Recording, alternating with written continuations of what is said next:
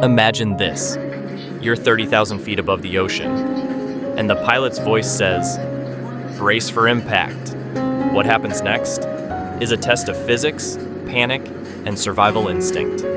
For the passengers of Flight 1549 over the Hudson River, those words became real. A flock of geese had struck both engines. The plane lost power. In less than 4 minutes, it was falling toward freezing water. But against every odd, everyone survived. Because one man, Captain Chesley Sully Sullenberger, knew exactly what to do. This wasn't luck. It was training, instinct, and science. Every year, billions of people take to the skies, and yet almost no one truly knows what to do when the impossible happens. If your plane goes down over the ocean, do you swim? Do you stay? How do you breathe? This is not just a story about disaster, it's about control, in the one place where humans have none. When gravity wins, knowledge becomes your parachute. When a plane starts to fail, every second is a negotiation with physics. At 30,000 feet, there's no place to land, only choices to make. Pilots are trained for ditching, a controlled landing on water, but few ever practice it for real. In those moments, instinct meets mathematics. The aircraft must stay level, nose slightly raised, flaps extended. Landing gear stays up, because one mistake can tear the plane apart. The pilot looks for calm water. Flat seas, if possible, but waves can rise 10 feet, winds can flip the fuselage, and reflection from the sun can blind the cockpit. It's like trying to land a skyscraper on glass. Still, some have done it. In 1956, Pan Am Flight 6 lost both engines over the Pacific. The crew circled for hours, burning fuel to lighten the plane, radioing a Coast Guard ship below. When they finally ditched, cameras caught it all. A massive jet sliding onto the ocean's surface, breaking apart, yet saving lives. The truth? The ocean doesn't kill instantly. Impact isn't the end, it's just the beginning. The moment of contact lasts less than 2 seconds, but it decides everything. At 150 miles per hour, water turns solid. The force snaps bones, collapses lungs, rips seats free from the floor. But survival depends on position. That's why airlines repeat the brace position endlessly. It's not for show. It's for survival. When your head is down, arms braced, and legs tight, you create a triangle of life. It absorbs energy. It stops your spine from breaking on impact. Air crash experts simulated hundreds of dummies. Those who braced survived 70% more often than those who didn't. The difference between life and death is posture.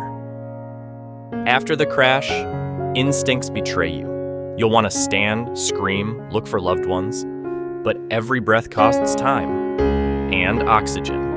Cabins fill with fuel vapor and freezing water within 90 seconds. The survivors who make it out do one thing differently. They act before panic arrives. When a plane hits the ocean, the clock begins to count down. You have, on average, 90 seconds before the aircraft sinks or fills with water. That's not theory. It's what investigators found in crash after crash. Light disappears first, then the sound, then the air. People get disoriented. The surface becomes impossible to find.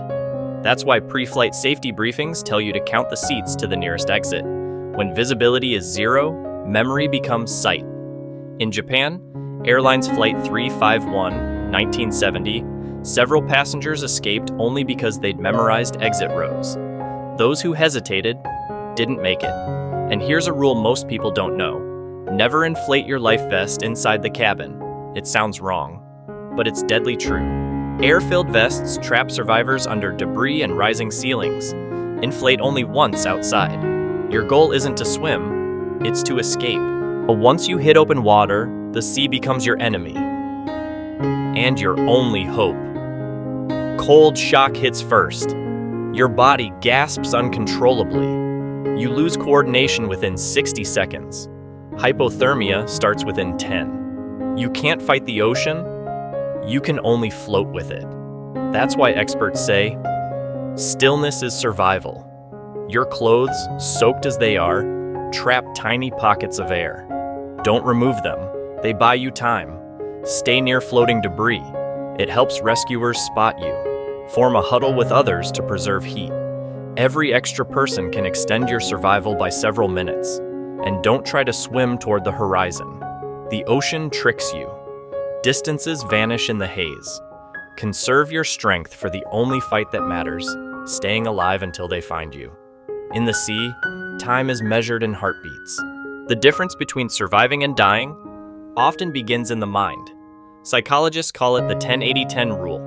In any disaster, 10% act immediately and effectively, 80% freeze, and 10% panic and make things worse. Training, repetition, and preparation push you into that top 10%. When TACA Flight 110 lost both engines in 1988, the pilots guided it to a safe landing.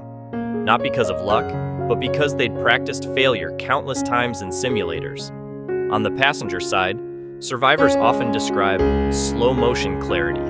One said, "When everyone screamed, I counted. 2 rows, left exit, that's the survival brain. Quiet, cold, mathematical. It ignores emotion and focuses on sequence. In chaos, routine saves. That's why you listen to the safety briefing, even if you've heard it 100 times. Once a distress signal is sent, the world starts to listen. Satellites scan the skies, navies triangulate last known coordinates, but the ocean is vast and aircraft wreckage sinks fast. Search teams look for oil slicks, debris fields, or electronic beacons. In 2018, the search for Malaysia Airlines Flight 370 became one of the largest in history. And still, nothing was found. It taught us one thing: visibility saves. Keep flares close, use reflective surfaces. If you have a life raft, stay near it. A 2-foot raft can be seen by satellite if you're lucky, but a group of survivors linking together, that's visible from miles away. In the ocean, rescue is a race between hope and exhaustion. Survival doesn't end with rescue. It only begins again. People who endure a crash at sea often describe the same feeling: guilt. Why them, not others? But psychologists call it post-traumatic clarity. After chaos, life becomes sharper, colors brighter, time slower. For investigators, every survivor is a teacher. Each broken part of a fuselage tells a story, one that could save lives later. Every safety card, every seatbelt design, every briefing we now ignore was written by those who didn't walk away. Every flight begins the same way, with faith. Faith in the pilots, faith in the metal wings, faith in the sky itself. But when things go wrong, survival isn't luck, it's understanding. So next time you board, count the seats to the exit. Notice the life vest. Listen to the words you always ignore. Because if the ocean ever becomes your runway, what you remember in that moment might keep you alive. This is not a story about fear. It's about the science of survival.